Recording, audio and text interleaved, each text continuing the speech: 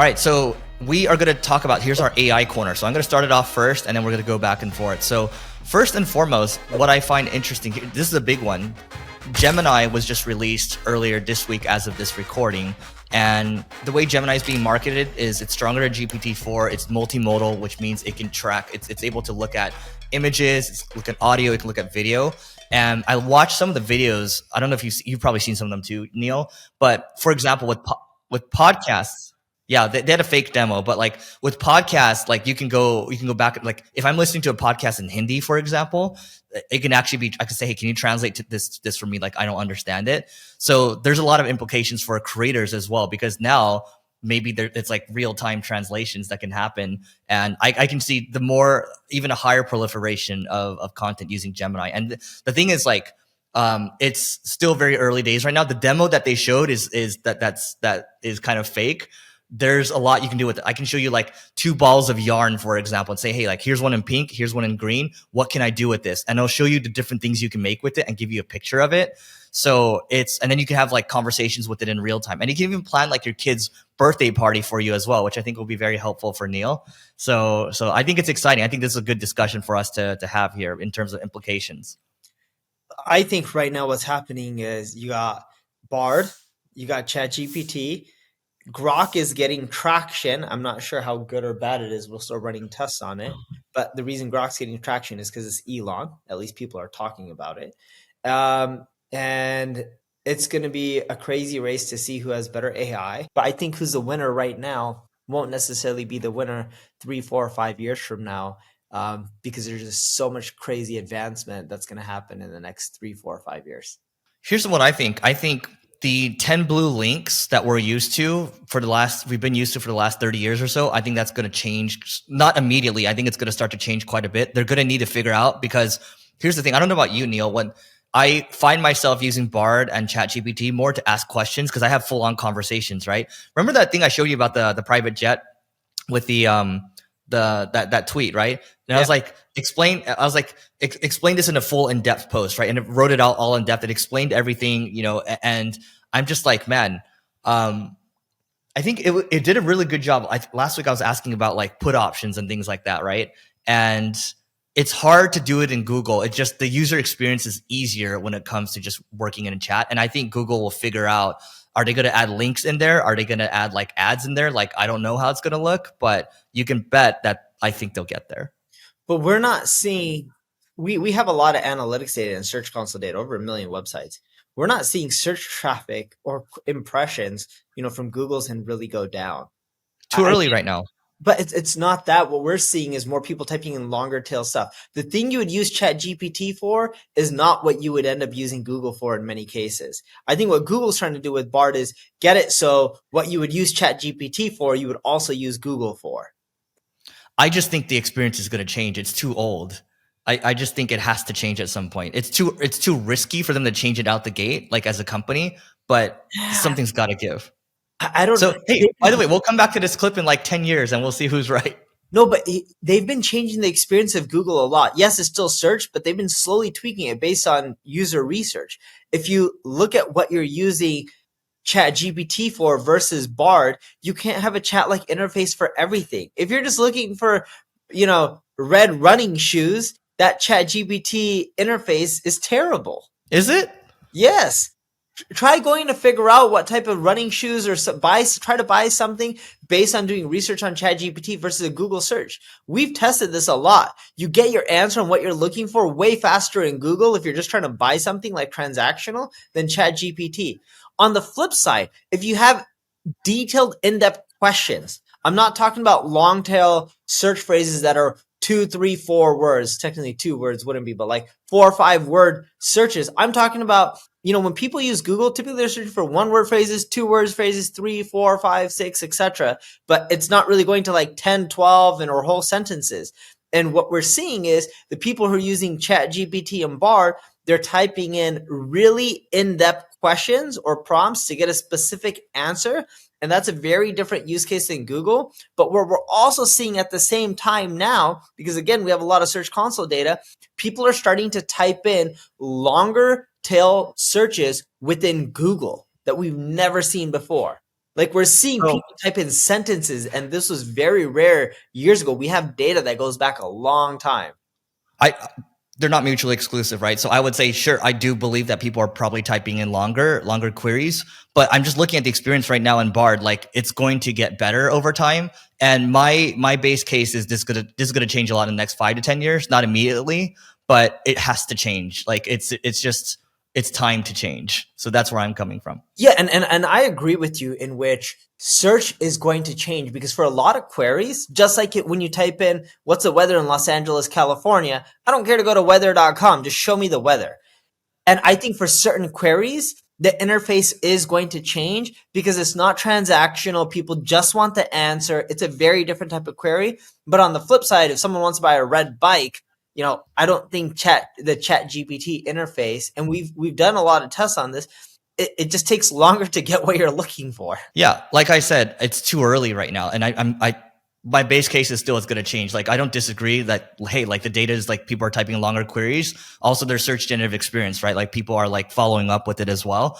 But still, it's like the Brad Gerstner put it in a real good way. So he has a crossover fund called Altimeter Capital. And he's like, look, the monopoly that Google has had in the past, like it will no longer be a monopoly. We're talking the next 5 to 10 years. So that's where I'm coming from. I think there's a lot to be excited about with Gemini. I'm just looking at it, right? Like there's okay. For example, here's another one, Neil. If Gemini over like a lunch break it can look at 200,000 scientific papers and it will be able to tell you like, hey, here are the key insights, and it'll help you. You can have a graph. It'll help you extend the graph too based on the data. So there's gonna be some cool stuff that you can pull there. Yes, but what you're talking about, because you mentioned how you think, I've moved on. I've yeah, moved on. yeah, but that itself is a very different use case for what most people use Yeah, search. but I'm not talking about the same thing. I've moved on. No, You get I what I get mean? that, but I'm trying to tell people this is why I think both will exist, just in different Yes. formats. And I do think whether it's Gemini or Grok or ChatGPT, they're gonna continually level up AI and make it more better for end users. Peter Thiel talks about last mover advantage. Google wasn't the first search engine, right? There was a lot of others before them, but yet they're the biggest. Apple wasn't the first cell phone maker out there. If you look at Facebook, they weren't the first social network, right? TikTok wasn't the first one either. And a lot of people are last movers advantage. They learn from everyone else and they figure out how to make it better and adapt to what people really want and need. Yeah, let me be really clear from my side here. So I think 10 blue links are not going to go away completely. I think there's going to be less and less use cases, and I think it's going to adapt. Like, look, Apple's got the Vision Pro coming. Like, that's still like a 5 to 10 year interface in the future, right? Chat GPT, I do agree, it's not for everything, but I think we're going to get more used to that UI, right? It's just things change over time. So Neil, let's move over to your topic. What do One you got? thing, 10 blue links. A lot of search queries actually don't have 10 blue links anymore, too. Yeah, you get what I mean. It's just like a No, bunch of links. no, but I'm saying they're already moving to what you're saying, right? Like they're already Yes. adapting is to what you're going towards, in which they're adapting to what users want, and that won't always mean 10 blue links. They're slowly have been starting that for years, and you're going to see more and more of it, just like you're saying. Got it. All right. What do you got, Neil? So Let's pull up your Twitter one. we did an interesting test on Chat GPT versus Bard to see which one produces better content, I'm and gonna pull it up. we analyzed more than just that. We ended up analyzing duplicate content first, and then we started asking people more and more questions. So in essence, what we did is we took 1,000 prompts and we ended up putting it into ChatGPT to have them create content around those topics. We did the same thing for Bard. Of course, you adjust it based on what Bard prefers because the interface, it's a little bit different on when you're doing prompts for ChatGPT versus Bard. But in essence, we had the same 1,000 articles produced. And what we ended up finding is we took the articles, we ended up running it through Copyscape, right? And we did this on what I call the private internet. We didn't just publish it all to the web, even though you can get it on a live URL. We weren't trying to do this for SEO traffic. But what we found is when we ran it through Copyscape, Bard had 85.1% unique articles. ChatGPT had 81.4, And the duplicate content on ChatGPT was 18.6 versus Bard being 14.9%. In most cases, it was only a sentence or two that was duplicate. And in some cases, it was, a paragraph, but that was more so rare. And then we started asking people, which one do you prefer? So we asked individual people to read the article from ChatGPT, and then we show the counterpart from Bard. Now, we did it in both orders. Sometimes it was the ChatGPT one first or the Bard one first. And we also didn't tell them that it was written by AI. So they didn't know it was actually written by ChatGPT or Bard. And when we ran this, Bard won 188 times out of 249. And that means ChatGPT won 61 out of 249 times. In other words, people prefer the content from Bard much more than they're preferring the content from ChatGPT. Neil, what do you think the takeaway is for this for people? The big takeaway is to test multiple platforms, because just because ChatGPT is getting all the buzz doesn't mean that Bard can't be better, or even Grok. And who knows what's going to happen 6 months from now, or 5 years from now, or even 3 months from now. You got to continually test, because one platform could get better than the other. All these guys are really, really wealthy, not rich, wealthy. I define wealthy as someone can end up buying a sports team and it doesn't work out and you can just keep buying. Wait. Who are you talking about here? I'm talking about the corporations, Oh, Bard, yeah. Twitter, Yeah. or Elon, Bard, Microsoft being ChatGPT. But if you look at these organizations, they're like extremely wealthy, right? And I know some of them are owned by individuals, but like it doesn't matter. They can blow $10 billion and still have more than enough money to do whatever they want with. And for that reason, you could bet that they're going to do whatever to try to create the best system. And it's not about the cash, it's about winning for them. So keep trying and iterating. But the big lesson, from all of this, and Eric has talked about this and I talk about this, it doesn't matter if you use ChatGPT or Bard or anything, make sure you continually modify the content and have a human in there, because then you're adding the E, experience, expertise, authority, and trust. And that's what makes the content really shine.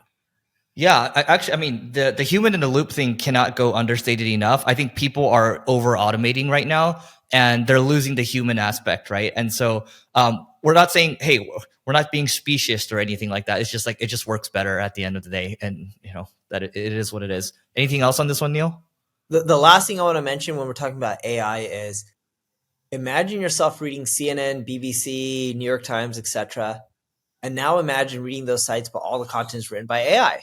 Some of it you're going to like, you're going to have no issues with it. But AI is creating a lot of regurgitated content based on what's already out there in the web, at least in its current form today. And when you want to just put tons of AI content on your website without modifying it, you're just going to have a lot of crap content. And in our last episode, Eric ended up showcasing the stats on Single Grain on how he's generated over 17,000 clicks in a matter of months through AI, which is really impressive. But Eric calls it AI assisted content. He's not just letting AI just go free and create the content without human intervention. It's not good enough right now to really shine and get you tons of traffic without the human intervention. Dude, okay, let's move to this next one over here. And by the way, that was a little experiment that we were running, right? And now we're looking at tripling it down. So the way you want to look at experiments is like, hey, if the graph is starting to go a little parabolic, then maybe you should double and triple down on it, which is what we're trying to do. Neil, did you hear about this? The Sports Illustrated AI scandal?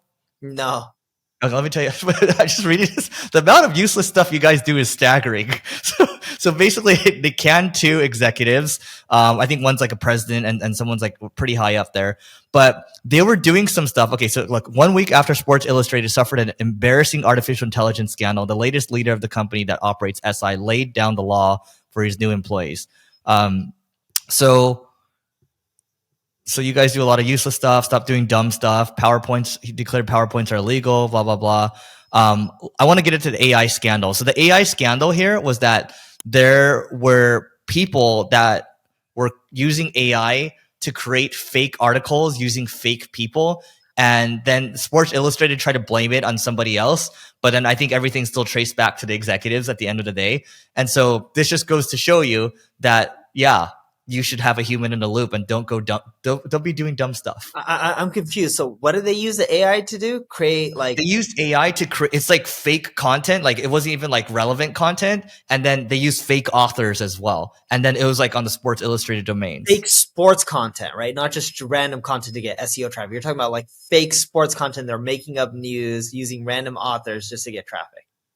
Correct. Here, let me get a little more detailed here. So, what the browser blocked? Okay. So I'm reading it, and That's gonna hurt their brand. yeah. Oh, their stock dropped 20%. I didn't even know they're publicly traded. Yeah. Well, you know right now. Okay. Yeah. So, oh my God, CNN is like the worst reporting. I'm trying to pull from that website. It doesn't work. But anyway, you guys get the point. This is another thing with publishers. They all suck at getting to the point, and so therefore we're just gonna end this episode. So please don't forget to rate, review, and subscribe. This helps us grow, and we'll see you tomorrow.